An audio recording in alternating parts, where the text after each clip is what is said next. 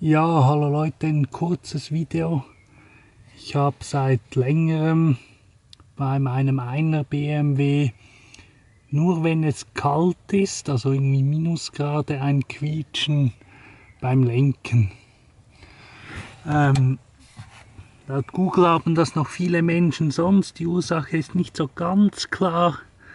Gemäß BMW-Dokumenten steht hier diese Lenkspindelmanschette im Verdacht und man soll die schmieren. Das heißt, ihr baut einfach nur hier unten die Abdeckung ab. Das sind 3 Schrauben, das geht schnell. Jetzt sprühe ich hier Silikonfett hinein. Hier diesen Zylinder werde ich nachher noch mit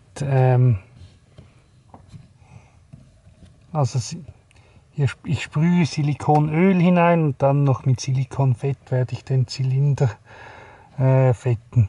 Kann natürlich schon sein, dass das Geräusch, ich kann es euch jetzt auch nicht zeigen oder sagen, ob es nachher weg ist, weil jetzt ist warm, dass es nur auftritt, wenn es kalt ist, weil dann das Gummi hier steif ist.